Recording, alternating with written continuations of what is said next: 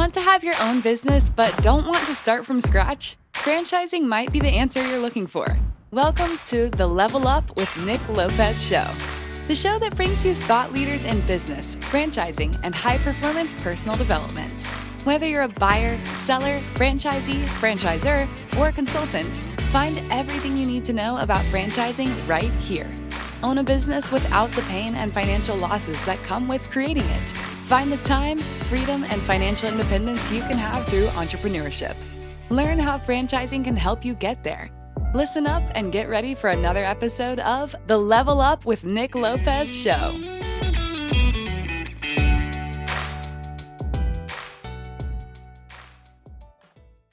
Welcome to the Level Up show with Nick Lopez, where we have the absolute pleasure of learning from thought leaders in business, franchising, and high performance personal development. Today's guest goes without exception. She is the founder of Tiny Marketing. Sarah Block, welcome to the show. Thank you for having me. It's a pleasure. It's a pleasure indeed. And I am excited to dive in and share your talents and your story. So let's do it. Let's dive in. Let's dig in.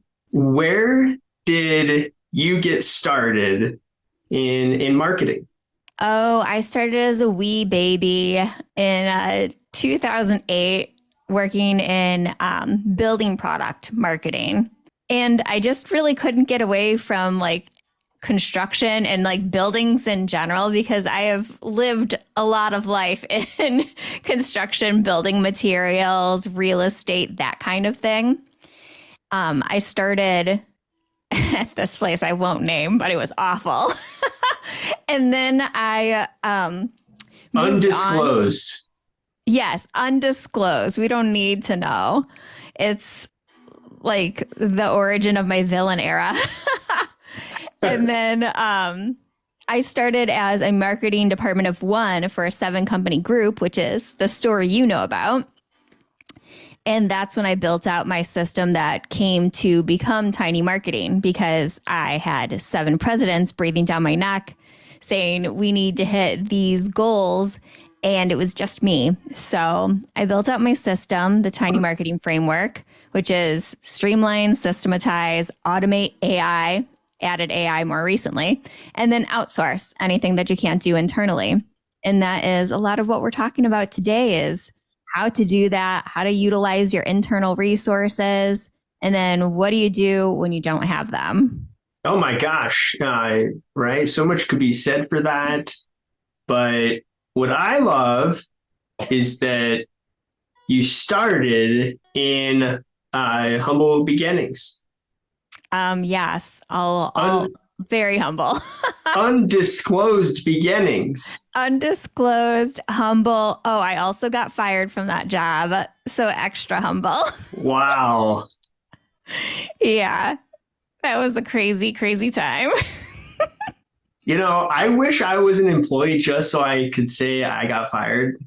Oh, well, it was glorious walking out of there with that paper box and all my belongings, let me tell you. No way. It was exactly how you see it in the movies. Awkward. That is epic. Yes, it is. So you, the first time I told that story on a podcast. You got to live that out in real life. I did. Are you so proud of me? You are so fortunate.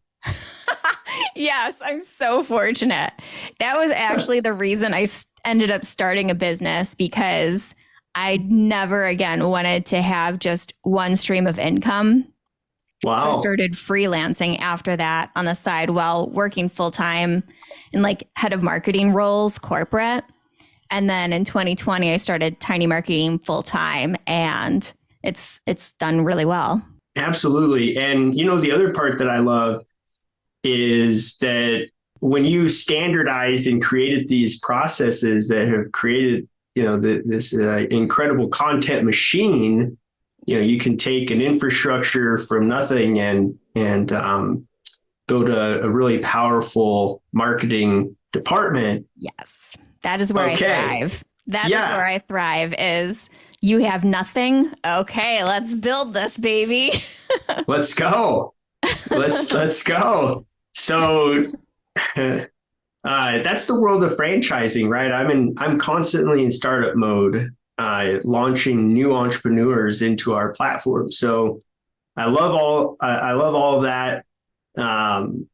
Anyways, I won't get on a tangent there. But what I was going to say is that I also love the fact that where you created this process, it was done from the ground up. You just you just have this thing about hustle and grind. Yeah. I like to call it scrappy marketing, where once you have a system in place, you can make it all work. But when you have no team and a tiny budget, you gotta be scrappy about it. Yeah, you need to make it work. Exactly. So do you have any idea like what percentage of businesses out there are small businesses, like doing, like 6 figures, maybe 7 figures, but like very entry 7 figures? Good God, no! I have no idea what the numbers look like on that. Like, do you think it's the majority, or do you think it's like? Yeah, what do you think? It's definitely the majority that are in that smaller realm, especially like starting around the pandemic. So many people decided, I'm going to do my own thing. This is a great opportunity to start my own business. So they're probably right around there at the 3-year mark and the 6-7 figure spot. And they need to be scrappy. They do. Yeah. You don't have a huge team like these other companies. One of my clients, they make, it's over 100 million, but they still don't have a marketing department. And so many companies, that's the last thing that they do is hire marketing, and they're living off of the backs of like manual processes with a sales team doing cold outreach or business development, having to be like on top of building those relationships with potential customers. And it's so time intensive. They don't have any idea that it will be so much easier with marketing because you're building that trust factor before anyone's reaching out to you. The sales cycle is shorter and they don't have to work as hard. They don't have to hustle like they do now when they have marketing. Right.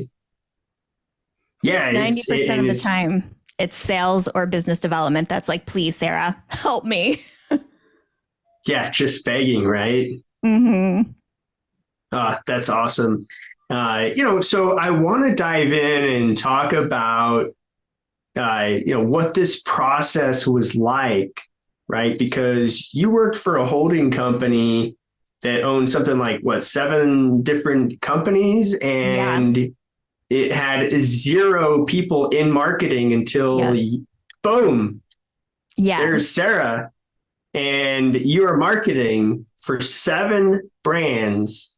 But yet, I think you guys, I'll let you tell the story, but it clearly became an award-winning marketing department and just generates so much content, but started with just a single person across 7 brands. My gosh. It remained that way. I never had a team. Thank you for saying that. I was trying to communicate that. I heard the question in your voice. Did it stay that way? It did. It was just me.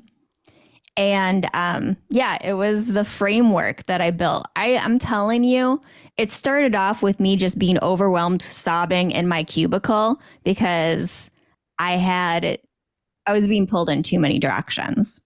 And the presidents or the heads of those business units, they had ideas of what they wanted to do, but none of them had marketing experience or strategy or a reason why they thought that would work and get them to accomplish their goals. So we started off with a strategy for each business unit. And now I call it a strategic spark, where I sit down with the stakeholders within the business unit and I interview them. By the end of that interview, I understand what their challenges are and what goals they have for their business. And I build out a strategy for them. So it all happens within 90 minutes. And that makes it so much easier. You get buy-in from the get-go because they're involved. They approve it during that process. So everybody's on the same page. And then you move forward towards execution. And that's when you can start utilizing those things like systematizing and batching and templating and coming up with a core content that you can create regularly, repurposing it, all that stuff. Yeah. And do you get buy-in from the team to support building out the marketing department before you talk to, the decision makers? So are you referring to the subject matter expert thing that I talked about earlier? Not quite, but I was just curious, as you're starting to work with, as you're starting to implement this process, clearly you want buy-in from the leadership, from the decision maker. Are you working with the team to get it and then present that, or is it just directly? How does that work? They are all involved. They're all involved. The decision maker and any stakeholders that have any buy-in on the project or the business unit, everybody's involved. They're all in the interview. And then they're also all in there when I'm presenting it in what we call a magic hour. And then by the end, they all say yay or nay or give their advice on what they would want to change. So everything is done like in the spot with everyone involved. So we have buy-in from every single person, because in the end, we need that decision maker to see that there's a lot of moving parts. There's a lot of people involved in every project. They need their buy-in. So we need them, but we also need the stakeholders to say, yes, I agree with this plan, because I'm going to be pulling them in. I'm going to need them to be subject matter experts and creators for later on in the execution. What do you think are like some of the most ROI system, like the best ROI systems that you implement with a slim marketing focus or resources toward marketing? Yeah, I would say the first thing I would invest in is project management tool. So you can have all of your projects in the same place and then templatize it. So those core pieces of marketing that you're going to be creating on a consistent basis, have a template for it. You can automate it so the due dates are set up for you based off of when you create it. And it can automatically assign to the right people if you're outsourcing anything to contractors or freelancers. So that has a huge time savings, mega ROI there. And then I would also add email marketing second, for sure, because you can't mass market to your list without an email marketing platform. It's not legal to do that. So you want to do that, and the money is made in the email. How often is that overlooked? Way more than I thought it would be. When I'm Right? having these strategic spark sessions, I'm like, wait a second, you don't have an email marketing platform? We got to do that. You're sending emails from Gmail? That's not legal. That's a good low-hanging fruit. Yeah, it's definitely, and it'll make everything so much easier. Because I help a lot of companies who, like, I'll do the execution for you if you need me to, but I'm also working with teams that want to do it internally and take the strategy I create and have that done.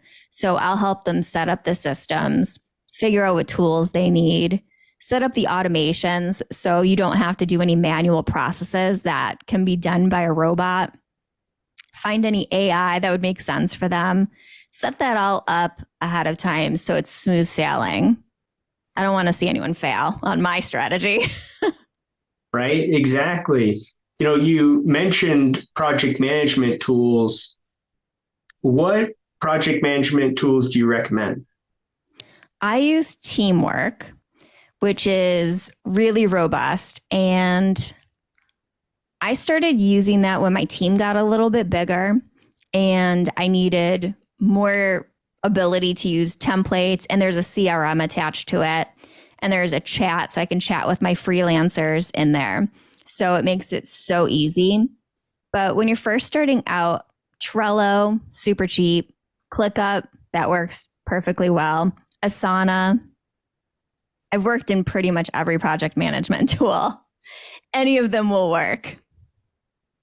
Yeah, I love that you mentioned AI. That's exactly where my mind was going around a lot of the project management systems that you implement and map out.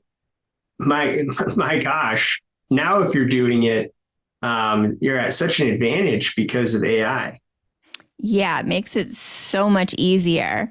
Like, let's say your core content is a podcast like this. You can use AI to turn this into a bajillion different things. You could use Toasty AI and just import your podcast episode, and it will create an article for you and all your social media posts for you, your show notes page for you, the highlights. You can use Opus AI and take the Zoom video and turn that into shorts and reels and TikToks. You can use Descript. If you're as an editor, they have a bunch of AI tools now that can make it easier. Like, I can never look at a camera, but Descript has a tool that has the AI that makes it look like I'm looking at the camera. And it's all relatively inexpensive and makes it so much easier. Oh, so much easier. And it's, pretty nominal costs. Yeah. Yeah, what you can do marketing department wise with a slim budget, a tiny budget, is incredible. Yeah.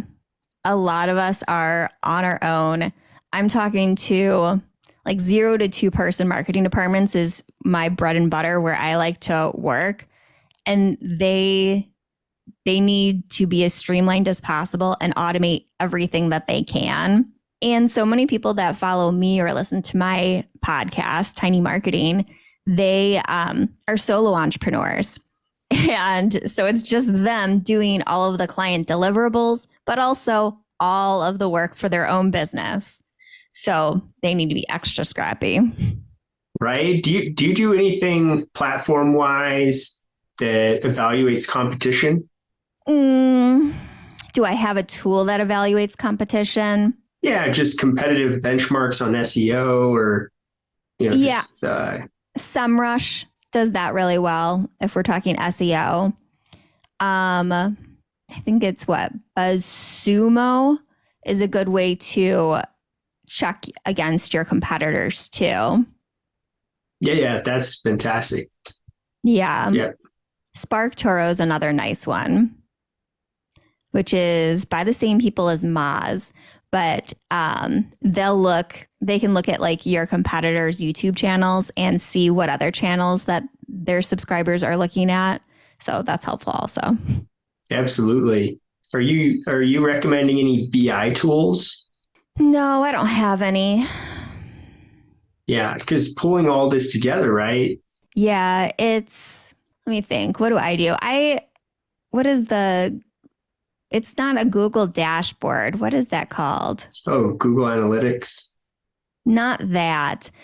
There's a tool Google has, which shall be named later, that you can pull in your analytics from a bunch of different places. So you can do that if you're trying to compile all the information together. You could also use Zaps to pull it all together into a spreadsheet. So you can get the information, import it from Zap into a spreadsheet, and you can even import or automate with Zap's like ChatGPT, if you wanted to look at sentiment, for example, of comments from your social media channels, things like that. Wait, tell me more.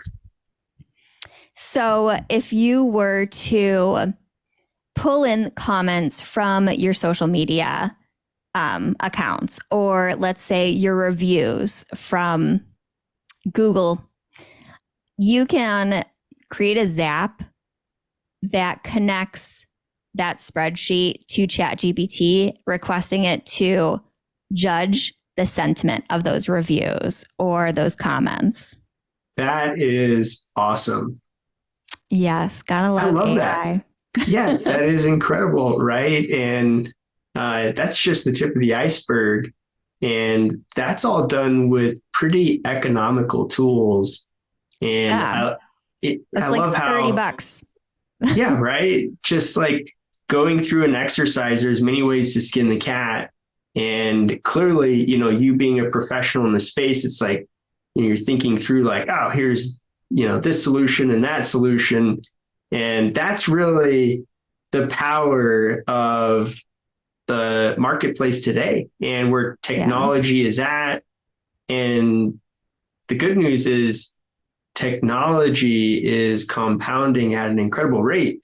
And the speed at which it's going to continue to increase is only going to be more exponential because of just the advancement of technology where it's at. No joke. No joke. Every day I'm getting an alert that something I subscribe to has added new AI features. I'm like, okay. It's just starting. Yeah, I'm the chronic beta tester where I need to go in and I need to play with it immediately. Oh my gosh. I've been using ChatGPT just so much as of late. I check it against thoughts I don't even know how I did business 6 months ago. Yeah, we've become pretty reliant on it. It just makes work so much faster. Like I interview so many people, customers, the customers of my customers, and then people on my show. And I take the transcripts, put it in ChatGPT, and then ask it questions like, based off of this transcript, what are their biggest challenges? What do they want? Like, what do they want their life to look like a year from now? It just makes it so much easier. That is so awesome. If you were to say that you had a superpower, what would you say that superpower is? Making hard things easy. What do you mean by that? I mean, people look at marketing like it's really complicated. There's so many tools available. There's so many things you could do to market your business. But I can have an hour-long conversation with you and I can tell you this is the easiest thing that you could do to get the results that you want. So you don't have to do all of these things just because they're available to you. These things will work.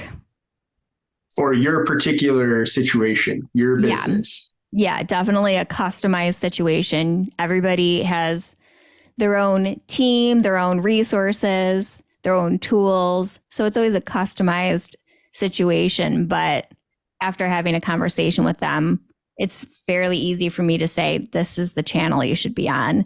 This is the kind of content you should be producing. This is how often you should produce it. This is what your messaging should be if you want to attract your ideal customer. And that's dependent on each business. It's going to be tailored and tweaked accordingly. But generally, where do you get started in that situation? 0 to 2 folks on a team. What does that startup environment look like that, you want to make sure, hey, we have this foundational? Yeah, I start with the strategic spark where we talk to the internal stakeholders, and then I create that initial strategy and like a going forward. What do we need to do to get you to over those challenges, to get you to reach those goals? So it starts with that strategic spark session. And then I build out where do we need to build a bigger strategy, a more robust strategy? How do we want execution to look like? What subject matter experts do you have in-house that are available to us to be able to bring them into the content creation so we can really highlight them and help build that trust with your audience? The SMEs are important. The SMEs. Every time you say SMEs, it makes me laugh. It makes me think of Captain Hook and Shmee. Yeah, it takes me back to some leadership team projects where we had some fun using that word to represent subject matter experts. And that's getting that. Every business is different, right? Getting that vision for the opportunities and then finding the gaps, and doing that collaboratively. It's clearly key. So if you were to give some recommendations, some takeaways here, just some practical tips to make sure that a tiny marketing department has, their four walls in as tip-top shape as possible, where would you point them in the marketing world? Hey, take a look here, take a look there, make sure you're doing this. Yeah, the first thing I would tell them to do is interview some of their favorite customers and have those conversations, find out what their customer journey look like, what kind of content that they like, what mediums do they gravitate towards, what channels do they use, what triggered them to reach out to them in the first place. Having those customer conversations is eye-opening, and it will guide everything else. So that's the first thing I always recommend. Interview your customers. And then from there, build out a really streamlined marketing strategy. Think, if I only have like one thing that I can do in each of these categories, like content, one thing for like messaging, what is the one thing that they care about? Email, all of that, just think one thing. One channel, one medium, and it becomes a lot easier. And then how can you streamline that as much as possible? So start looking at what tools might do multiple things, so you don't have to worry about a huge tech deck. If you do have separate tools, how can you automate that? How can you connect them? How can you bring AI? And what would a batching schedule look like? So you can get this done in a defined amount of time so you can focus on big projects that might come up later. Absolutely. So yeah, process is so paramount, and identifying your favorite customer and building for that customer, obsessing around that customer, that is paramount. But execution is paramount, and that looks like just getting started. So taking complex, making it simple so that you get started. Just set up a batching day, and it will make it so much easier. If you know exactly what you need to create, just block that day off, create a little marketing retreat day where you are in a hotel room or something, and you guys just bust out all of the content for that month. It gets a lot easier, and you can make it kind of fun if you create a little content party around it. Yeah, it should be fun, right? That's what keeps you doing it 50, 60 months down the road. Yeah. Plus. You need to enjoy it, and your people need to love it. Yeah, Otherwise, you won't always be simple and just getting started. You're going to have a lot of simple processes that ultimately make up what is hopefully an award-winning content machine known as your marketing department. But you need to get started. You do. Just choose one thing. Just choose one thing to do and then repurpose it for everything else. Absolutely. And my gosh, you have done an incredible job of doing just this with Tiny Marketing. So congratulations on that. And that is to be celebrated. It is not an easy thing to execute. But when you eat, sleep, and breathe it, and take some complex marketing shenanigans out there and just make it practical and simple, you can execute over a long period of time. And guess what? You become an expert. So I obsess over it so you don't have to. Yeah, thank you. That is well said. That is well said. Well, thank you for being on the show. I really appreciate it. Thanks for having me. So if folks want to get in touch with you, how can they do that? They can go to Sarah Noel Block, my full name, sarahnoelblock.com/level up, and there'll be a URL where they can find everywhere I'm at. So just go there, and I hang out on LinkedIn if you're wanting to go connect, be virtual friends. Right. Well, clearly we are level up friends. We are. We are level up friends. You were very much on theme for being on the show. SarahNoelBlock.com/level up. You heard it here on the Level Up Show. Check out Sarah, but also subscribe to this Level Up Show. Give this video a like and contribute to the conversation. Drop some thoughts down in the comments. And as always, level up. Thanks for listening to another episode of the Level Up with Nick Lopez show. Remember, it's never too late to get started on your entrepreneurial journey. Don't forget to subscribe, like, and share if you enjoyed today's segment. Catch us again next week and visit limepainting.com for more of the Level Up with Nick Lopez show.